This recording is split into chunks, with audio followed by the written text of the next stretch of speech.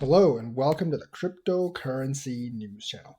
Today we're going to talk about crypto, DeFi, and banks. Now, there's been a lot of talk that banks are afraid of Bitcoin.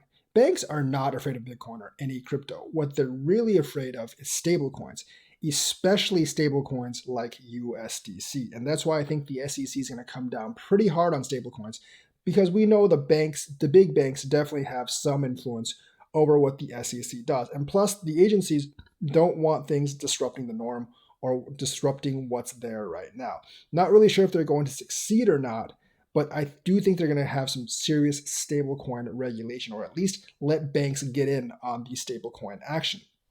The real thing that banks are actually afraid of is kind of like the staking of stable coins like USDC, especially I'm mentioning USDC especially because USDC is fully backed. It's either backed, I think, like 90% by actual cash, and then like essentially like 10% by federal notes, which are pretty much just as good as basically cash. So there's very little actual risk in actually putting money in USDC and staking it for like I think 7-8% is what the best rates are. Now compare that to the bank rate of less than 1% right now in a CD. I think some CDs are slightly over 1, but even like a 30-year US bond is no more than 2 or 3% right now. Now, the thing is, I don't think people will want to stake for 30 years on USDC, but just like, even shorter term staking, like a year, you're going to get like 8%. And like a 1 year bond is not going to yield anywhere near 8%. So it's a threat to banks and the whole bond system because if people stop buying bonds, then the US has very little way to finance itself. I mean, it could print more money like it's doing, but if they print too much, they are going to have inflation spiral through the roof.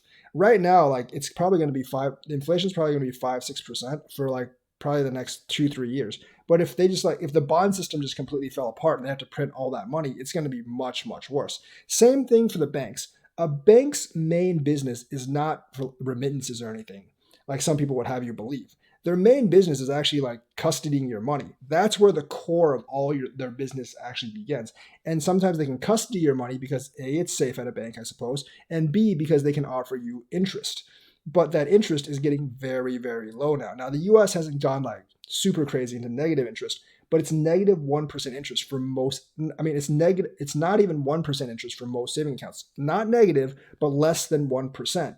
Now you can put it in another asset that's stable, that's completely backed by cash, and that's safe. It's not going to go kaput anytime. That's basically backed by Circle, and you can get 7 to 8% interest staking that at almost very little to no risk. So if you're like a person that's holding money, would you rather get 0.5% interest or 7 to 8% interest? It's not really even a question if you ask me. Now, some of you are saying, well, I can stake cryptocurrencies at a higher rate. Yes, but cryptocurrencies carry significantly more risk. The US dollar is going to be here today, tomorrow, and for a long time. And if you look at cryptocurrencies, that's not true. The only two cryptocurrencies, even from 4 years ago, from the last bull run, that are still like that were top five, that are still pretty much like top five in the same position, are basically Bitcoin and Ethereum. Everything else, I mean, XRP is there too, I guess, but it's dropped a little bit in terms of rank. Only Bitcoin and Ethereum are basically holding their positions from last time. A lot of the stuff like Purecoin and all those others, they've completely dropped off the face of the earth. And that's in 4 years. Even if you look at like the stock market of companies, take it back 30 years back to 1990. The list of the biggest companies then are not the same as a big list of biggest companies now. So like if you want like a really long-term bond, like a 30-year bond for USD, I think that's going to be fine. I think the USD is still going to be here in 30 years. Some might disagree with me, but it was here 30 years ago. It's still here right now. But you don't really know about BTC and ETH. Crypto is very, very young. And BTC and ETH technology, as we've discussed, is inferior to these new coins that are actually coming up. Once BTC gets solidly flipped by something else, I don't think it'll have that much value as a store of value anymore, because anything can be a store of value as long as people believe it has value. But if BTC gets flipped, then something else can be a store of value. So I don't think anyone wants to bet 30 years on Bitcoin. I wouldn't even want to bet 10 years on Bitcoin. Same thing with Ethereum. The fees are just getting ridiculous right now. And it is very possible in the next few years it gets flipped by Cardano or something else, and it actually fades into irrelevance. Because in 30 years, these things can actually change a lot. In 10 years, these things can change a lot. Whereas in 10 years, I can almost guarantee you the USD is still going to be there. Yes, I know every year they predict a USD collapse, but honestly, they've been predicting it ever since like the 90s, since I was like yay tall, basically, and it still hasn't happened. So I'm going to guess they're going to continue to be wrong for some time yet to come. And I think that's a fairly safe bet. The USD is going to be here. Yes, it will, like, the inflation will obviously lessen its value, but you're talking over the term of, like, many decades. Whereas BTC in 5 or 10 years, it could actually, not be there anymore or be completely replaced by something else. Same thing with Ethereum.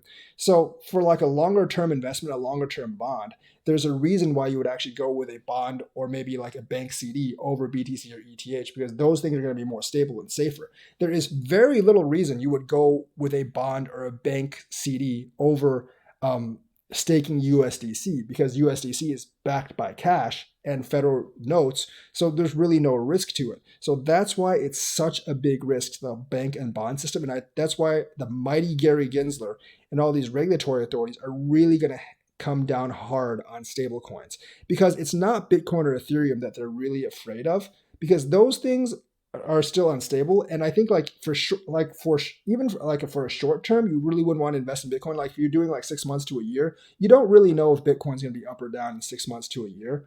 Whereas like USD will be fairly stable, and you don't really want to do it for like long term, like 10 years plus, obviously, because you don't really know if Bitcoin or Ethereum are still going to be ruling in 10 years plus, and something can actually replace them. But for something like USDC, I'd feel a lot more confident. Now, I'm not going to say anything about USDT because Tether has its own problems, and I'm not really sure how well it's fully backed. But USDC, I'm fairly confident in. And the only thing that could really stop people from putting their money that's in banks right now into USDC and staking at some exchange is like certain regulations, which I'm thinking that the bankers will definitely influence the SEC to actually make. So hopefully those regulations don't come into fruition. But I wouldn't put my money that there won't be harsh regulations on stablecoins, because it does threaten the entire banking system and threatens the entire bond system too. So that's why they're not really afraid of Bitcoin or any other cryptocurrency. They really are afraid of stablecoins that have been audited and are backed, like USDC, because it does threaten to turn the entire system around. So that is the news for today. Let me know what you think. Like and subscribe, and hit that bell notifications button. Thank you, and have a nice day.